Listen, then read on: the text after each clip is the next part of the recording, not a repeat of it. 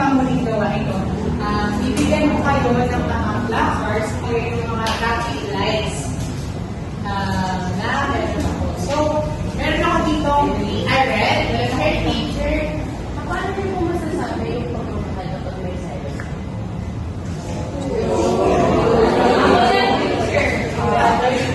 Yes. So, masasabi natin na ang pagsaselo sa isang indikasyon na mahal natin ng isang tao. Kasi kaya nga tayo nagsaselo sa isang tao kasi pinapakita natin na mahal natin siya. Kaya nga for example, kapag nakita natin yung condition natin, Kaya nga po, paano po yung tono ng pagmamahal ko? okay. So, paano yung tono ng pagmamahal? Kapag nagsaselo, Nagsiselos na po. pag nagsaselo sa tayo.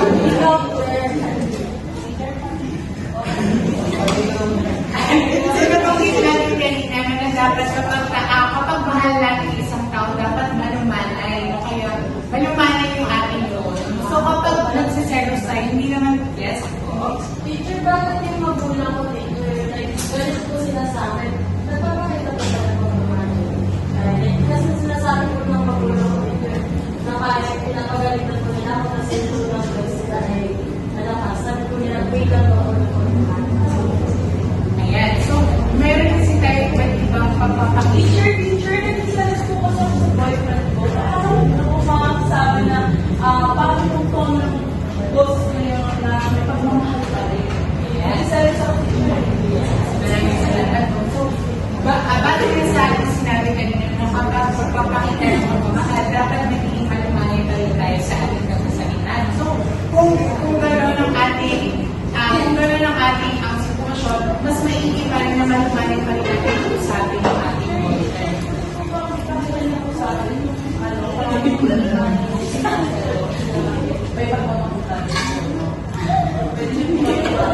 Ayan, sige.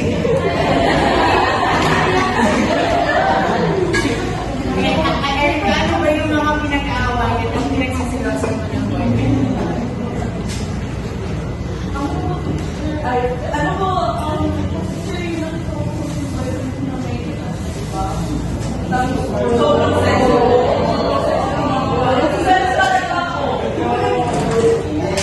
So, sa mga ganong sitwasyon, maaari kong sabihin. Sir, ipakita niyo po parang sinasabi niyo lang po. Ayan, so sa mga ganyang sitwasyon, maaari kong sabihin sa inyong boyfriend na, Bob, sino ba?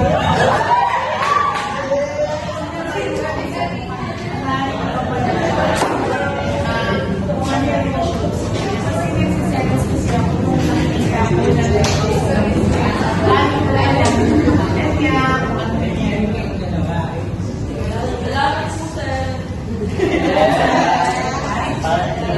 And so, going back sa ating panghuling gawain, so, meron na akong pulang red traffic light, at meron na naman ako dito, green traffic light, at yellow traffic light. So, red, tataas yung mamaya. Bibigyan ko kayo ng mga sitwasyon na nagpapakita ng physical indikasyon, ng patungkol sa indikasyon. So, bali nyo itaas ang red traffic light, kapag sabihin nyo na ang aksyon na gagawin nyo ay itigil natin. Stop!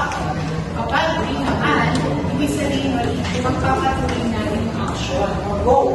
Pag yellow naman, wait, o kaya pag-iisipan natin yung mga emosyon, o kaya aksyon na itigil natin sa sitwasyon na itigil natin. Naintindihan po ba ang instruction sa ating gawain? Ano ulit? Kapag red, kapag green, green, green, kapag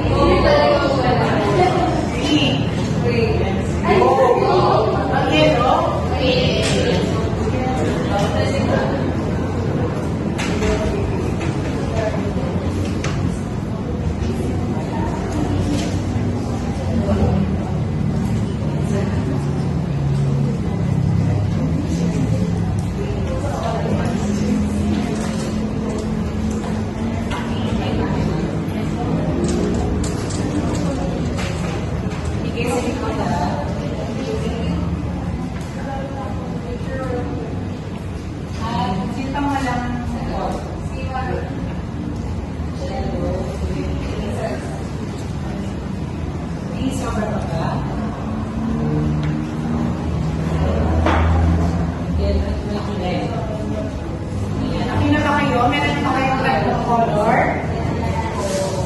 So, para sa ganang sitwasyon, no? Yan. So, para sa ganang sitwasyon,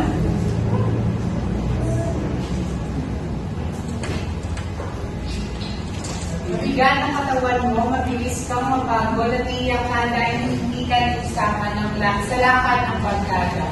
Ano kaya maaari na ibigay na signal para sa sitwasyon na ito?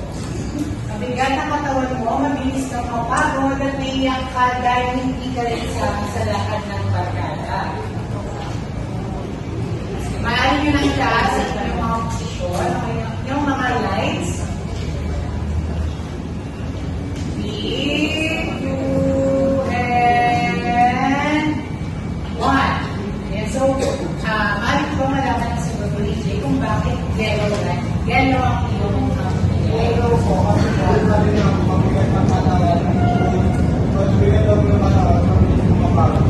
Siguro po, kaya hindi ako sinama kasi hindi yung kaya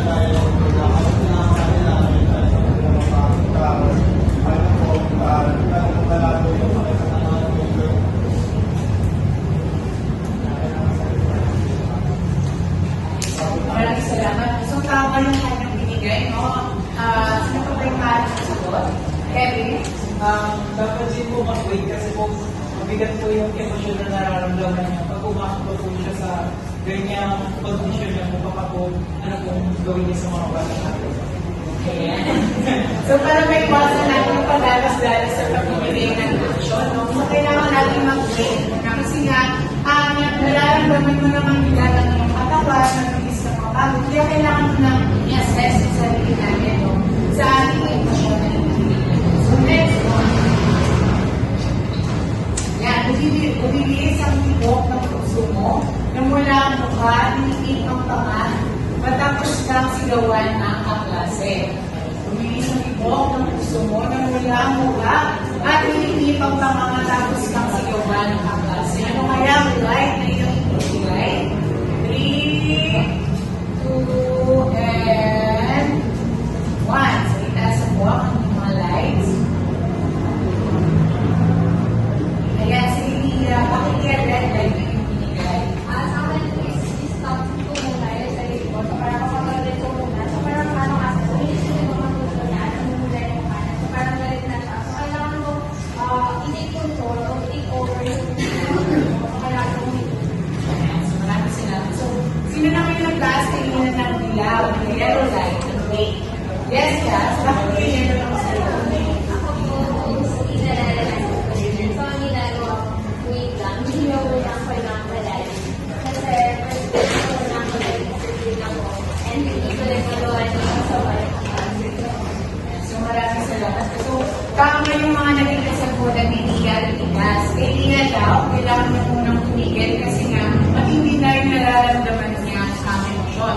Kaya Tigas naman, kailangan niya munang tumigil, kailangan niya munang mag-break kasi nga, ganun din. Mataas na rin kasi yung nararamdaman ng emosyon, which is galing na. Yes, so para naman sa ating assessment, sa ating pagsusulit, no? Maaaring yung labas sa inyong mga cellphone sa pagkakaroon nito. Meron ako papakita sa inyo na